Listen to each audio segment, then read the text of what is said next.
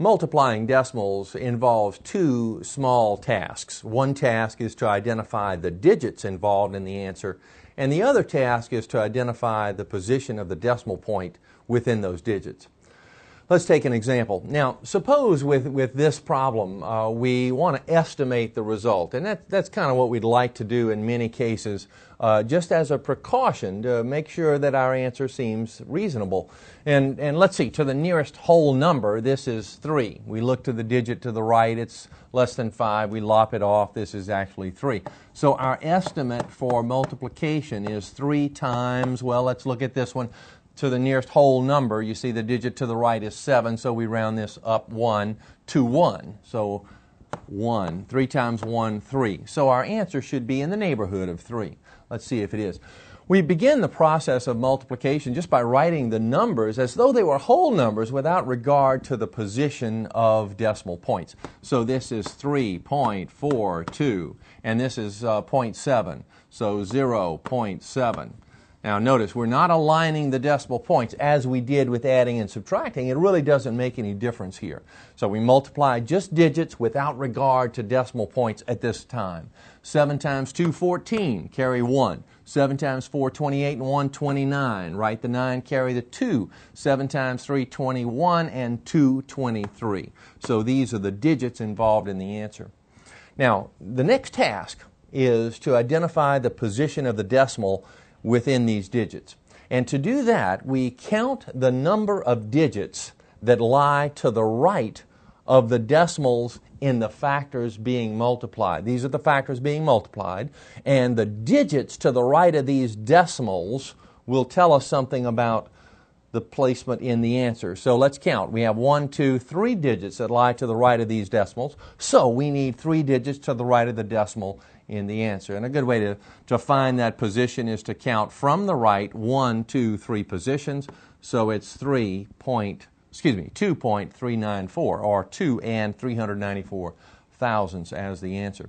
Now you might look at our estimate here as 3, and here we have a number which is 2.394. This is relatively near 3, and I'll tell you where a mistake can lie in this situation. The mistake often is one of placement of the decimal, and if we had placed the decimal incorrectly in a position like this, look at how far away we are from the estimate. We would be clued in that we might have a mistake here if we got this result. In a similar way, if we counted too many over, we would get this result, and this is not relatively near 3 as well. So we would know to check and put it in the right spot. Consider this problem. Now in this one, the problem is set up for us to multiply, and the decimals happen to line up, but that's just coincidental. We don't have to line them up here. 4 times 5 is 20. Write the 0, carry 2. 4 times 2 is 8, and 2 is 10. Then 5 times 5, 25, carry 2. 5 times 2, 10, and 2, 12. Draw the line and add. 0, 0 and 5, 5. 1 and 2, 3, 1. Now let's place the decimal. Let's see, we have 2 digits that lie to the right of the decimals upstairs, so we need 2 digits that lie to the right of the decimal downstairs. Just counting from the right, 1, 2 places over, 13 and 50 hundredths, or simply 13 and 5 tenths. Here's one that involves a lot of zeros here, and it's going to make for an interesting situation when we place the decimal in the answer. But we begin just by multiplying digits. 3 times 3, 9. 3 times 1, 3. 3 times 0, 0. 3 times 4, 12. So those are the digits. Now, what about the decimal point? Well, let's see. We need to place the decimal a number of digits that are the same number as the digits to the right of the decimals up here. So we count 1, 2, 3, 4, 5, 6. So we have 6 digits to the right of the decimals in the factors. We need 6 digits to the right of the decimal in the answer. We count from the right. 1, 2, 3, 4, 5. We don't have 6 digits. Well, we go over one more digit and we put a 0 as a placeholder. Let me do that again just for emphasis. So here's what we're doing. We're counting off from the right, from here. We're starting 1, 2, 3, 4, 5. We're out of digits, but we go over one more anyway. Place the decimal right here. Pop in a 0 as a placeholder. That's all there is to it. And a lot of times when decimals are written like this and they are smaller than 1, there's no whole numbered part over here. We just emphasize that there is a 0. It's not wrong to leave off the 0, but it's customary to place a 0 in this position. Take a look at this pattern. 4 and 25/100ths times 10.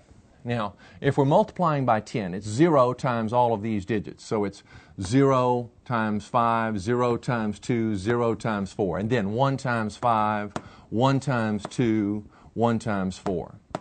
Now, we really don't have to write this row of zeros. I think we saw this before when we were multiplying whole numbers.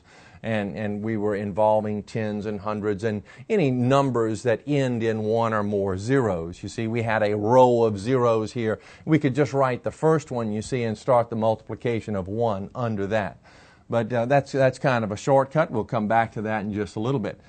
Here's the point I'm trying to make with this problem. We are adding up and down. We got 0, 5, 2, 4. We count the digits to the right of the decimal up here. There's only one decimal. The digits to the right, 1, 2. So downstairs, we count from the right, 1, 2, and place the decimal properly right here, 42.5. Now, notice that the digits 4, 2, and 5 are the same as the digits 4, 2, 5 of one of the factors. And in multiplying by 10, it appears that what's happened when we multiply this number times 10 is that that decimal just slid over one spot because of this overall process. Now, and I'm setting us up for a shortcut here. And let's take it one step further. Suppose we're multiplying by 100. You see, we'd multiply 0 times all these rascals, we'd get 0, just a row of zeros. And then 0 times all these, another row of zeros. And we can put them in the 2 rows if we want to, but the shortcut is to do this. And then 1 times 5, 5. 1 times 2, 2. 1 times 4, 4. Now let's place the decimal. We have 2 digits to the right of the decimal here. We need 2 digits to the right of the decimal in the answer. We count from the right, 1, 2. Here's that decimal point. Now look at the pattern that we kind of established before. We're multiplying by 100. We have 2 zeros here. Now remember when we multiplied by 10 before, that decimal seemed to just slide one place to the right. But here, when we multiply by 100, the decimal here seems to have slid 2 places to the right. And there are 2 zeros here. And there are 2 factors of 10 involved in 100.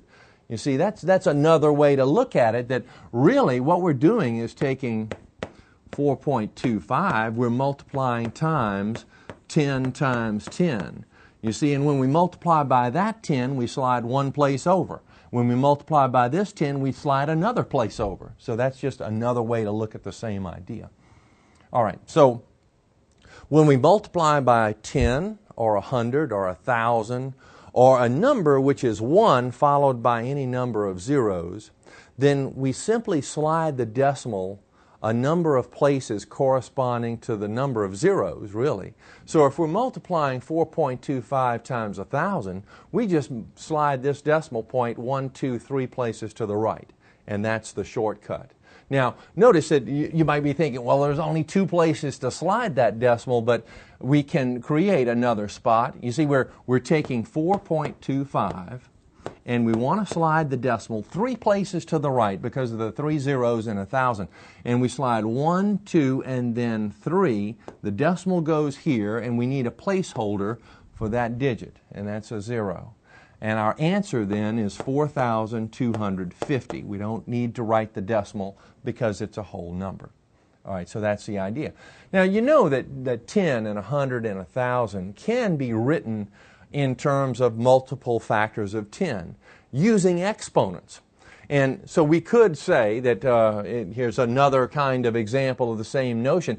5.1234 times 10 means slide the decimal one place over. All right, that's what we found over here. Slide this decimal one place over, so our answer is 51.234. So 51.234. Now, multiplying by 10 squared, well, 10 squared is 100. 100 has 2 zeros in it. we have an exponent of 2. You see, there are 2 ways then for us to decide how many positions to move that decimal point.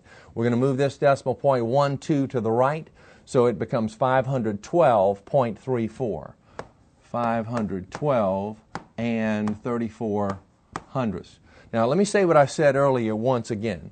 10 squared is 100. If we're multiplying by 100, we learned earlier that we slide the decimal 2 places over because there are 2 zeros in 100. But we can see that we are going to slide 2 places by looking at the exponent on 10 just as easily as we can looking at the zeros, you see. So here we're multiplying by 10 cubed. 10 cubed, 10 times 10 times 10, that's 1,000. 3 zeros. 3 is the exponent on 10. You see a nice correspondence there. So we know that we're going to move this decimal 1, 2, 3 places to the right. And when we do that, it ends up right here. Our answer is 5,123 and 4 tenths. 5,123 and 4 tenths. All right, here's another. 7 1/10 times 10 to the 4th. Well, we want to slide that decimal 4 places to the right, but we only have 1 digit right here before us. So we're going to need some placeholders. We're going to need some zeros here. And we can think of this a number of ways. We can write down the 7.1 like this. We can show we're going to slide over 4. 1, 2, 3, 4. The decimal is going to end up here, and we need placeholders for these digits, and we just tack on the zeros like this. So our answer is going to be 71,000. Now another way to do it, just by looking at this, we say, okay, we need to move the decimal 4 places to the right. We only have 1 digit right here, so we need placeholders for the other 3. So it's 7 and 1 and 3 placeholders. You see, so that's the idea. Here's a problem that leads to, that uses multiplication in the solution. It costs this amount of money. Now this is a dollar sign, so it's 0.036. Now, you know that's 3 cents right there. So this is a little more than 3 cents, you see. And we usually don't express money like this, but in terms of power consumption and that kind of thing, it's possible to have a dollar sign associated with a 3-digit decimal, or even perhaps a 4-digit decimal in some circumstances. But at any rate, it costs this amount of money an hour to operate an electric motor. How much does it cost to operate the motor for 120 hours? So for every hour, it's costing that much money. And if we want to calculate the amount of money that it costs to operate the electric motor for 120 hours, we just take that amount of money per hour and multiply by the number of hours. So we're going to take this number and multiply times 120.